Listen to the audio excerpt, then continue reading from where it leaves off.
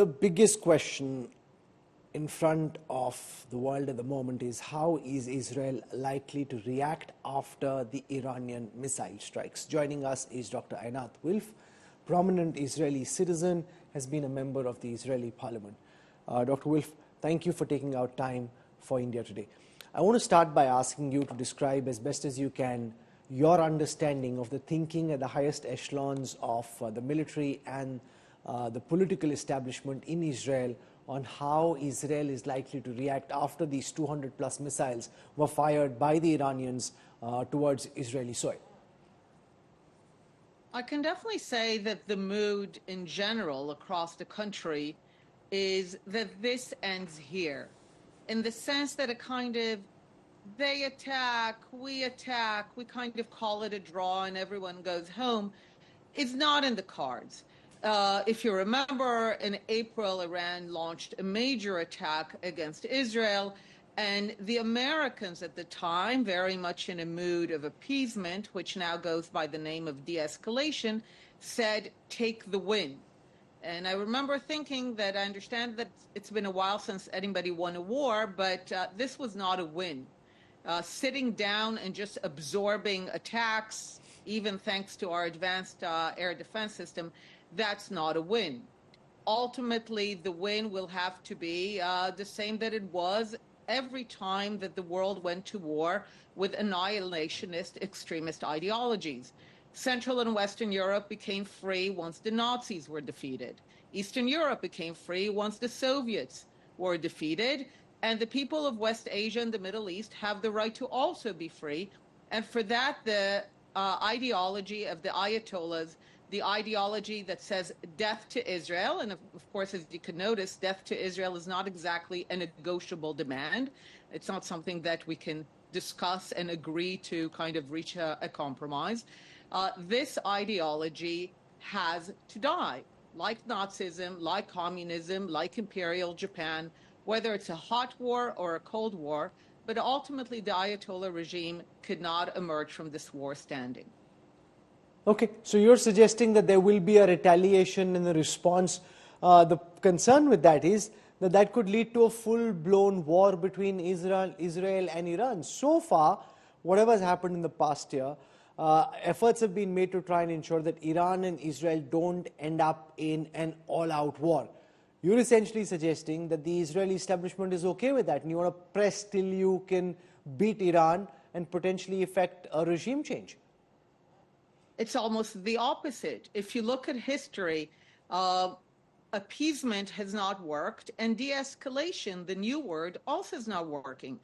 So many governments have been so afraid of war that in many ways they actually precipitated it by constantly allowing extremist powers like Hamas, like Hezbollah, like Iran to pay no consequences for their actions, for their buildup.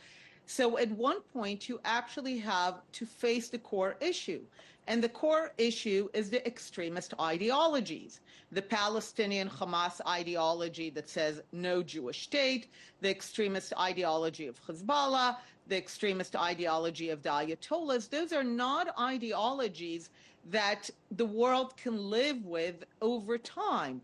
At one point, those ideologies have to be defeated, eradicated, and like Germany, like Japan, the people can then pursue a new course of peace.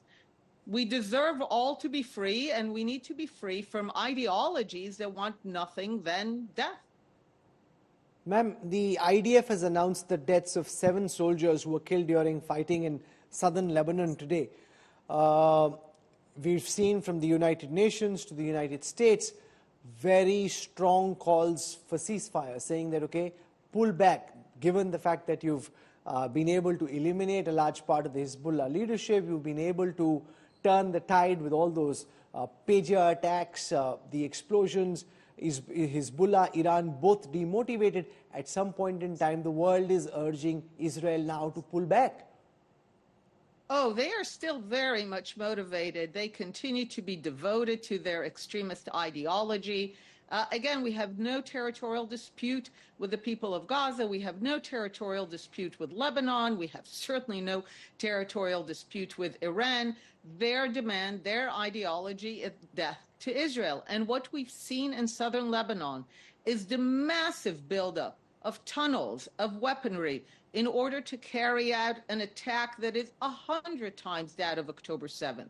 Israelis understand that we were wrong to sit for nearly 2 decades and allow our enemies to build up on our borders, at our doorstep. This is not halfway around the world. This is at our doorstep. They have built capabilities that could kill hundreds of thousands of Israelis. We cannot sit by and allow this to happen. And frankly, the United Nations in particular has been worse than useless. There have been numerous UN resolutions calling on Hezbollah to arm, on the Lebanese army to assume responsibility. They have done nothing. When do they start calling for a ceasefire? When Israel is beginning to effectively take action to dismantle the weaponry, the infrastructure of Hezbollah. And by the way, we have a century-long experience. Every time that the Arabs attack the Jews, world powers cave to Arab demands. Whenever the Jews in Israel attack back, suddenly there are hysterical calls for a ceasefire. So really, the mood right now in Israel is we're not going to stop until these capabilities no longer exist. Okay, you've given us a sense of the thinking in Israel. Dr. Einat Wilf, for joining us on the news track. Thank you very much. We will track very carefully how Israel does respond to these Iranian missile attacks. Thank you, ma'am, for joining us. Thank you.